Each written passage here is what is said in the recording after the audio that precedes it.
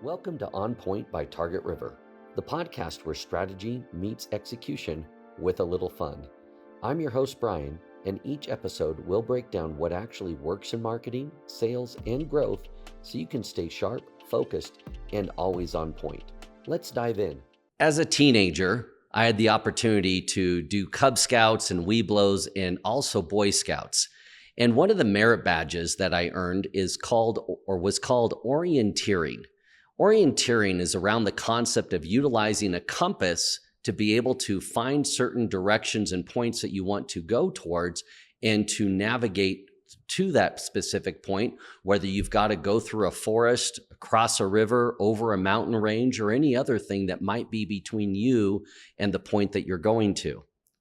Now, the concept around orienteering is that if you take frequent measurements or check-ins, you'll be able to eventually get to where you're going, regardless of what's in your way between point A and point B. The concept being, take a directional point using your compass and look ahead at something you can see ahead. So for instance, if you need to go 32 degrees northwest, or rather northeast, you would set your compass there, identify a tree or another permanent object, and go to that point. And then take the next observable point, and again, make sure that your compass is on that degree and walk to that. And if you eventually keep doing that and checking in as you'll go, you'll eventually get to the location that you desired. Now, what happens if you are just 1 degree off, okay, and you don't take those frequent measurements? Well, over the course of a single mile, being 1 degree off really doesn't matter much. You might end up a few yards off from your destination that you had in mind. But what happens if you expand that and you travel 10 miles at 1 degree off, or 50 miles, or even 100 miles, and your compass is just 1 degree off? Well, at 100 miles, traveling with just 1 degree difference in your compass reading means you end up nearly a mile off from your intended destination. Now, that's not too bad, right? 1 mile off from 100 miles away, pretty good. But again, expand that over and over. So the principle here that I learned at an early age of 13 or 14 years old was, as we set our goals or objectives or destinations, whether they're literal or figurative, the key is to take frequent check-ins to ensure that the path we are taking is consistent and that we're actually still on it. The sooner that we identify if we are off point or off track will allow us to be able to make the course corrections to be able to get back on track or on point. So now let's translate that into our work life and into our businesses, okay? You might have a certain objective. For instance, at Target River, we have certain sales and revenue objectives for 2026. Now, we can set that big, audacious goal in terms of new client acquisition or revenue for the company. But if it's a big goal that we see that's down the road on December 31st, 2026, and we don't take frequent check-ins or readings or compass orientations, there's a good chance we're going to end up off course or not hit that mark, right? But what if we actually took consistent check-ins with all involved in the sales process to ensure that we're on the right track, the right pace, or the right course to achieve or reach that destination that we've set for December 31st of this year? One of those concepts or terms that we use internally is what we call our desired futures. It's a term I learned from Dave Ramsey in his EntreLeadership program, where you talk about this concept of what are those desired futures you have individually for your organization, for the individuals on your team rather, or for yourself or for your company as a whole. So for our sales and marketing team at Target River, we have set some clear desired futures for individuals in those roles as well as for a company. Those desired futures allow us to be more on track and on point with the efforts that we take so that we ultimately arrive at the destination that we desire. We have consistent, regular check-ins. For example, each week, our sales and marketing team updates their weekly goals and objectives in terms of connections, engagements, discovery calls, presentations, contracts, and so forth, because we know those are all key steps along the way to the destination that they personally desire for themselves.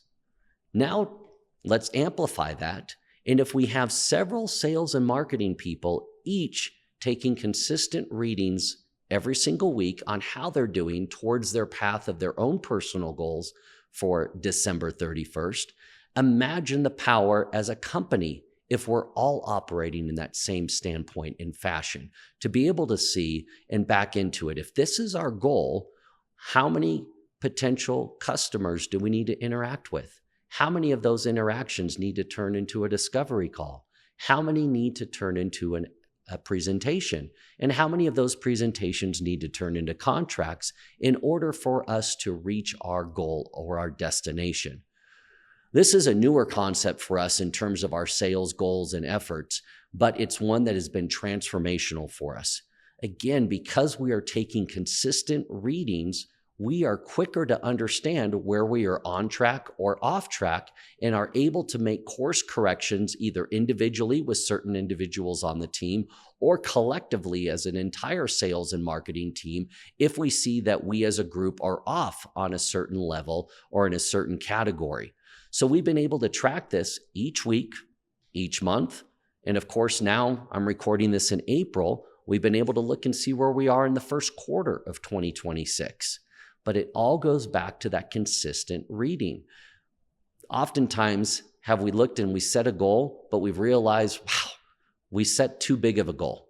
Or we set a goal, but we didn't think about the impact or the ability to achieve it. Maybe that's a weight loss goal. Maybe it's an exercise goal. It's a habit, or it's something business related, right?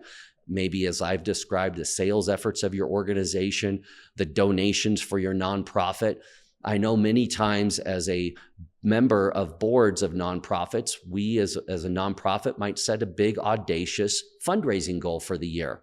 And it can seem very overwhelming to those, especially if it's quite a bit of a stretch from where we've been before in prior years.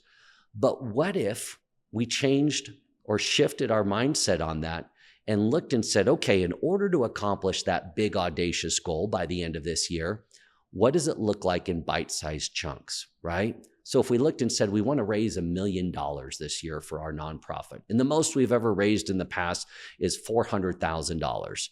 Well, that might be a big stretch, and we might be defeated before we even start into the process. But imagine if we started breaking that down to say, okay, to achieve $1 million, we need to raise $85,000 each month, or whatever the math exactly equates to. And in order to do that, how many touch points with potential donors do we need to have in a year? But then scale it back to a month. And who's going to do those? And the more we can break it down into digestible or bite-sized tactics or things that we're going to do, the more likely we're going to be able to have success, as well as the more likely we're going to be able to see if we're not on track, where specifically we are off course.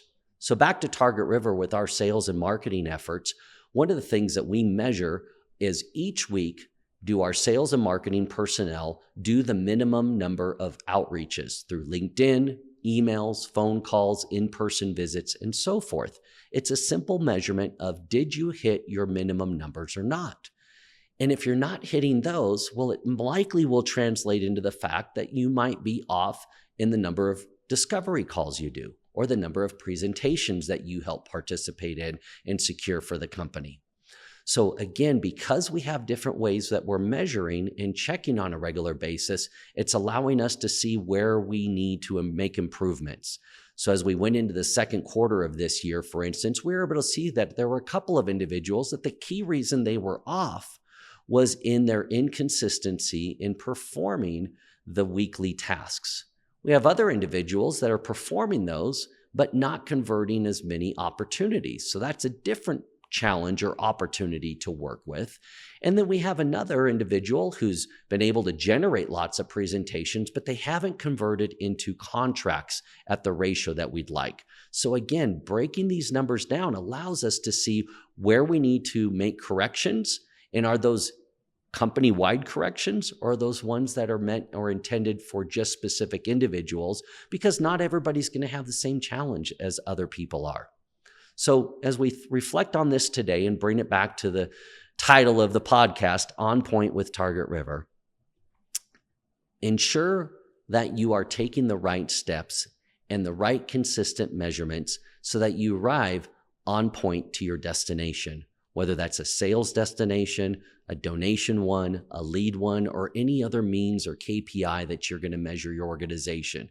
When you set those goals or that destination, take consistent readings, identify where you're off course, take course correction, and you're more likely to reach your final destination. Thanks for listening to On Point by Target River.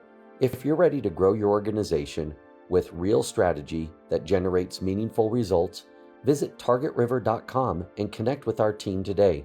Stay focused, stay winning, and stay on point. We'll see you next time.